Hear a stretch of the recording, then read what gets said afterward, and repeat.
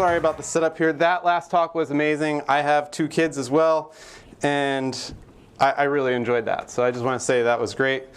And now we're going to talk about progressive web apps. So there was only 3 or 4 people who have built a progressive web app. So hopefully after this talk, everyone will want to build one. So let's get started.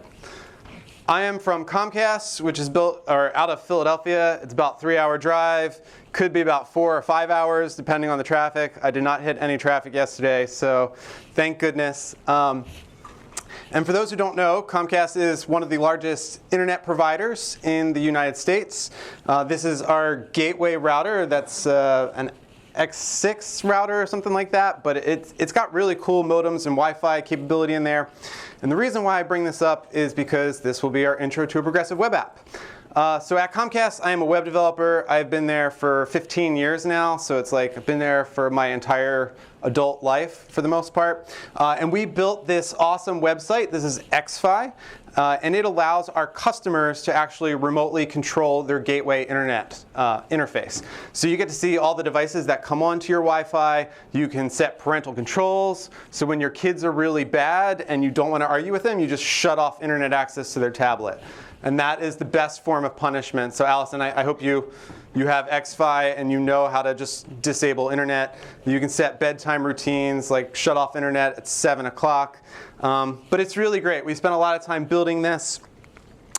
And it was also a responsive website, so it worked well on your phone, came up, at least it looked good on your phone with the CSS. And the cool part about this is it was like about a megabyte in size, maybe a little less. And that's kind of like the glory of the web, is that you can go there. It's really small code to send down, usually, unless anybody's like bundling way too much. But that's a different talk. This one, our site was about a megabyte. But also at Comcast, we are a really large company, so we also build native apps for this. So we had a website that customers could go to, and then we have an Android team, we have an iOS team, and we build the same thing. How many people have experienced this same issue? Anybody in really large companies that everyone's like, they build all the different things? And so as a developer, I wondered, why isn't the web good enough, right? And there's a great article by Owen, who works at Google. And he has a summary where conventional websites let you reach users while apps let you deeply engage users. And a lot of times what happens is users will find your site via a Google search. They will use your site for a little bit. And then if they really like it, they will download your native app. And a lot of times, if you're the major 10 companies, people will just go right for your app because they know it by name. But for most of us, it doesn't work that way. Unfortunately, at Comcast, we actually decommissioned the website and forced our users to download the Xfinity app out of the get-go. And true story, if you get a self-install kit with a gateway, in order to install your internet access at your house, you have to download the app, which is 100 megabyte while you have no internet, which I think is a ridiculous concept. So I bring it up every time I give this talk, just to be like, well, why don't you just do it for the web? Because it'd be instant almost. And the reason for this, I discussed it with some of my colleagues of why did we choose native? Why didn't we keep our progressive web app? The first reason at Comcast is we don't need reach, right? People are going to download our app because you want internet, get the app, right? We don't have to, people aren't Google searching for how do I control my Wi-Fi router with Comcast. Like, that's not it. Second, performance. So when we originally built that web app in 2017, mobile phones were a lot slower. And you could tell it had lag. Like, you would press a button and it would take a second to go to the next screen. And that was just like a poor user experience. Another issue was push notifications. For some reason, our managers and like the powers that be always want to like send a push notification to get you back into the app. And I'm like, we have an app to set up parental controls for kids, and then like, why do you want a user to go in there all the time? Like, there should be no reason to really continue managing your network. But they want push notifications. Another thing is Bluetooth. So our devices, in order to onboard, you need to connect via Bluetooth to it to set up the configuration for it, which wasn't available on iOS devices. It is now available on Android devices. And lastly, like a lot of managers think like installing from a store is like a cool thing, right? Like all the users are trained that you go into the Play Store, you go into the Apple Store, and that's how you get apps, which I think is a really weird experience because you're in a browser finding these things, and then you have to go into an app store in order to install the things. And luckily, that's changing, as we'll talk about. So I also researched then, that was our reasons. What are the common reasons externally? And they're really pretty much the same, which is a lot of people want to install apps through some kind of store. They're used to that. They're trained to do it. Monetization through these platforms, which I think also is another poor reason, because if you monetize through a native app, you pay a 30% tax to Apple or Google to do anything, which is why you can't sign up for Netflix or Spotify through the app. You have to go into a website to do it because they don't want to pay royalties to them. The other thing is richer user experience, better performance, definitely better performance. They can be used offline, and you can do push notifications on native apps. And so this is where progressive web apps come in. This is AirHorner. I think airhorner.com still works, but you'll notice it is an icon on the screen. The user is clicking on it. It's coming up full screen. And then it has a beautiful button in the center, which when you press, it will go honk, kind of like that. It's a similar sound, but it kind of goes honk like that. And this is a progressive web app. And this is cool, right? This is like started 2018, they started coming out, but I think 2023 now is the year that progressive web apps are going to be amazing. And so progressive web apps, kind of chip away at the things that were originally only for native.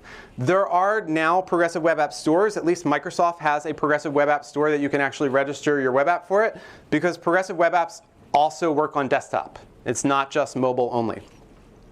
Monetization, I think people have learned a long time ago how to take credit cards through the web. There's a payments API, so you can easily take payment through the web and no royalty.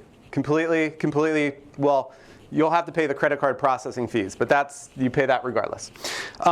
Richer user experience, progressive web apps, the ability to install and launch and make it feel like a native app.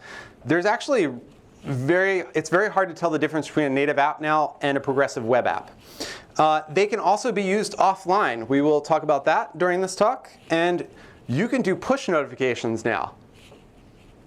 Okay, I'm really excited about that. So Android has had push notifications for 5 years, and there will be a slide that tells you that iOS will have them very, very shortly. And so there's a website, What Web Can Do Today, that you can actually go on your Android phone or your iOS phone, and you can see all the different APIs that are available to you. So you can access your camera, you can do geolocation, you can do Bluetooth, at least on Android phones.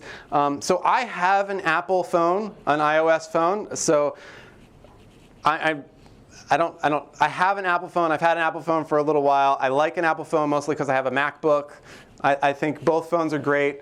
But I will say that Android and Chrome, they really push the development frontier on mobile phones, which is why we have progressive web apps, which is why we have all these great APIs available. And then Apple slowly, very turtle-like, implements them. So if you've been following Maximiliano for the last 5 years, progressive web apps started in 2018 on iOS. And basically every year he has written an article about what new APIs they've adopted. And then we have some Chrome developers who actually created websites to go through. Here are the things that are available, and the red X's show you everything that's not available yet on iOS. And then we have 2021, another update for progressive web apps on iOS. And then finally, this came out a month ago. This is why I'm so happy and excited to talk about progressive web apps now, is web push for iOS is coming. So this will be available in the next major release of iOS. And I think this is absolutely a game changer. Because one of the reasons why we couldn't develop apps or progressive web apps on iOS, you could still do it on Android, but iOS you couldn't send a push notification, which is why not? But now it's finally coming. The other thing is, I talk about Apple processors. If anybody follows Apple processors, over the last 5 years, Apple processors have doubled in speed. to where they are on par with your MacBook, right? As far as a single thread, like they are ridiculously fast. So progressive web apps and building websites that take over functionality from native apps, definitely possible now. Especially as you hear about new frameworks like Quick, just plugging other talks later today. Performance is really paramount to a lot of the new frameworks that are coming out. That building a progressive web app is definitely a possibility to create a website once and deploy to Android, iOS, and web. And so let's look at an example progressive web app. Yes, this is my site. This is my personal site, chiefhacker.com, and this is a really advanced app. Basically, you go there, it has a picture, has a description about me, and you'll learn why this is a progressive web app as the talk goes on. But there are a few requirements to be considered a progressive web app. The first thing is your site has to be served over SSL, which I assume everyone is serving over SSL. If you're not, shame. Shame, like just shame. So get on SSL, certificates are free, it's very quick and easy to do. So that's the requirement number one. Requirement number two is you need a manifest file. It sounds really complicated, but it's just a JSON file that has like key value pairs of what's your name, what image do you want to display, what's your background color. Don't write it by hand. There are generators out there that you just type in the information, you click a button, and it generates it. The cool part is now that iOS is supporting most of the manifest file specs, you don't have to create 16 different images to handle all the different iOS versions. So that's really great. All right, so we've got a manifest file, and the last thing that you need is a service worker. This is probably the biggest change to web development. How many people have worked with a service worker before? I mean, okay, so almost half. Service workers are another layer of caching. So if you didn't have enough problems to deal with, complicated things, just what we need is another layer of caching in the browser. And essentially what happens is the browser will make network requests. Those network requests will first go to a service worker, which is kind of like another thread that intercepts every network request and allows you to write JavaScript code to really mess with your users if you want. And then it goes out to the actual internet and then goes to the browser cache. And the browser cache and the service worker cache are two separate caches. Like I said, how can we make things more complicated? Throw another layer of caching in there. But service workers can be rather simple. You register with the browser. You have an install event, and this is all happening on a different thread. And that install event, you tell it to download these images, download my HTML, download my CSS, and put them into a cache. And then every time there's a network request, you can listen for a fetch request. And then you can return from the internet, and if the internet is unavailable, you return from your cache. Very, very simple. So those are the three things that you need. If you do those three things, you will get a cool little Add Chief Hacker to Home Screen icon. And this is an install icon, an install banner that will actually show up on your website that will allow users to click on that, and it will create an icon on their screen. Pretty awesome, right? And so the completed flow looks like this. This is the updated one on Android. You have an install banner that now shows up at the top. They've changed how that thing functions like 4 times over the last couple years. But now there's an install banner. It adds an icon to the home screen. I know you're all going there and doing this now. It's great. And then you get to launch my site in full screen, and there's no URL bar at the top. So it kind of feels exactly like a native app at that point. And I think I have a little video that hopefully will come up. Oh, there you go. That's it. I didn't spend any time to make my splash screen a little bit nicer, but you can probably do a transparent PNG. I'm going to have to update that to make it look cooler. So, service workers. Again, service workers are the coolest thing that are out there. You can do a lot with them, right? When you're intercepting network requests. The primary use for them is caching, so that you can do offline mode, which I'll talk about in a second. I also like to do optimizing images. I'll give you a quick demo of that. Push notifications. So service workers are kind of registered. They're a web worker. You'll get an event when a push notification comes in, and then you can do something with it. And then there's all these are links. So there's a cookbook with all other kinds of craziness that you can do with service workers. So my website actually uses the service worker to intercept the different network connection types. So there is a navigator.connection.effective type. And that will tell you if the user's on a 2G network, 3G network, or a 4G network. And a 4G network is also considered Wi-Fi or LAN. And so depending on how fast the user's connection is, I actually change my profile image to show a different image. So if they have a little slower connection, I can send down smaller image files. And the cool part is the HTML is always looking for profile.jpg. But in my service worker, I intercept looking for profile.jpg. And if it's slower, I just say return profile_smaller.jpg. And the HTML code doesn't change at all. It's just returning a different file. Pretty awesome. And then if you have a really, really slow connection, I send down this image of me, which, just a shout out to Philly for people who know Gritty. He's awesome. That's what I look like in the morning when my kids are really bothering me and I haven't had my coffee yet and I didn't shave. That's me. So I get angry at them, I yell at them, and I'm like, leave me alone. And then I have to look in the mirror and I'm like, I look like Gritty. So yeah, definitely want to be kind to your kids. But the other benefit of service workers is it prevents you from playing the dinosaur game. Which I'm not sure if this is a good thing or a bad thing because I really like the dinosaur game. I got a high score of 1365 points. So for those who don't know, if you actually turn off your Wi-Fi and reload, you will get the dinosaur game, which you just have to press the space bar and then it will start moving. You'll be like, oh wow, I never knew this existed. But hopefully most people know that existed. So yeah, if you reload on a website without a service worker, you'll get the dinosaur. But if you have a service worker, you can actually return something. And it will actually keep loading your index page and your CSS, and the site will actually load and display something.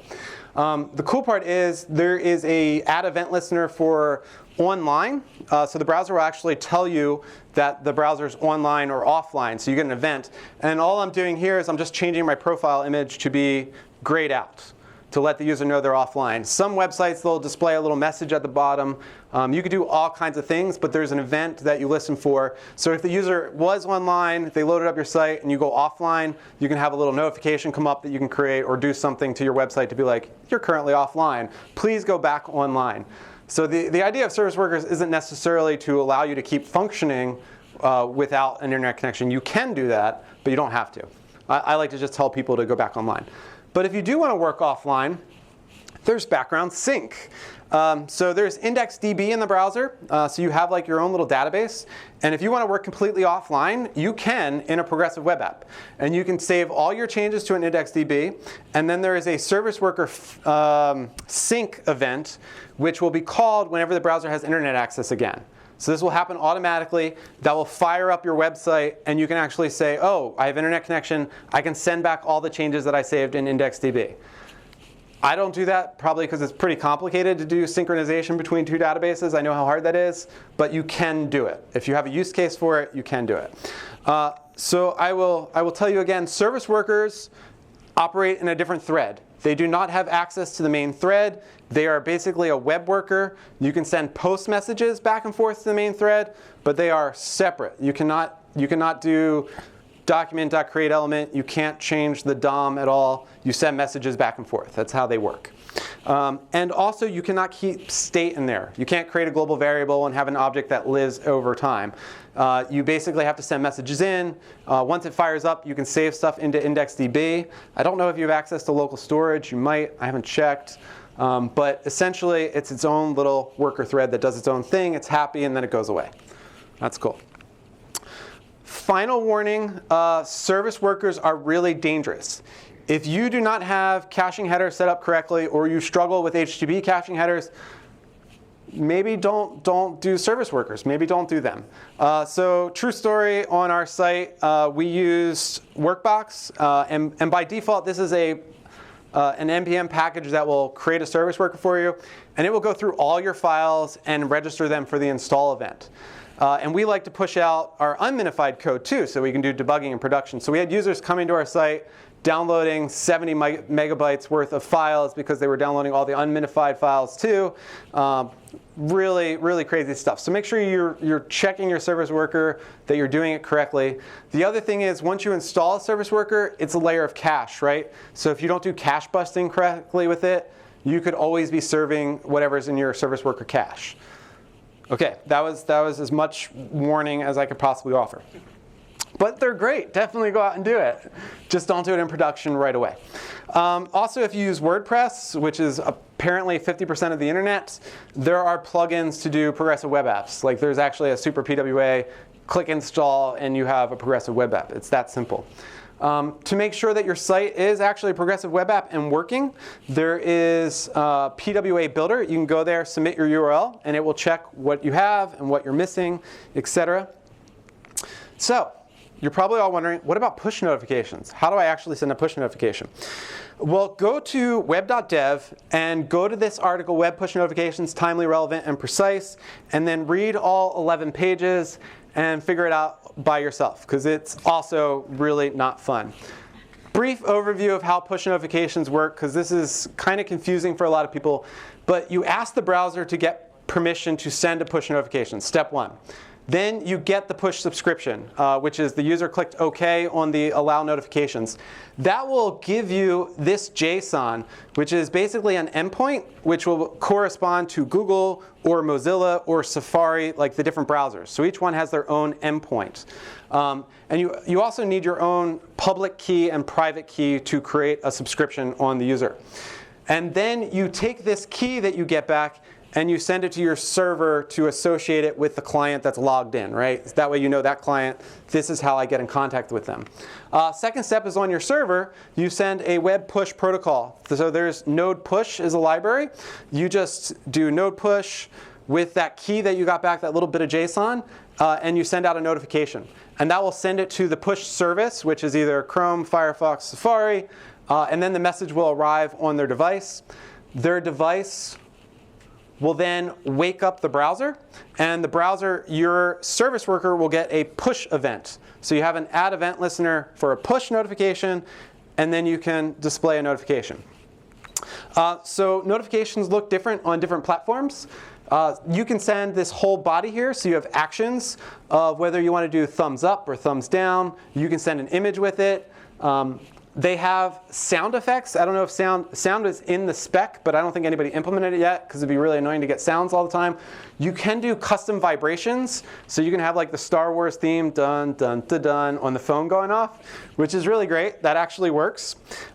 Push notifications, this is Windows in Chrome. This is Windows in Firefox, so it just shows up down the bottom. And then a Mac, you get it on the top right, and you get a little more drop down to do thumbs up or thumbs down. And then based on that, you can actually take actions, right? So thumbs up could go to a different website than the other website if they thumbs down. You'd be like, oh, I really liked your talk, or I really didn't like your talk. So you're probably all asking yourself, should you build a progressive web app, or should you go native now? And if we go back to that Owens article, this was a really great read, and I just read it again before giving this talk. And another quote in there he says is, it is way harder to get users to try your native app than your website.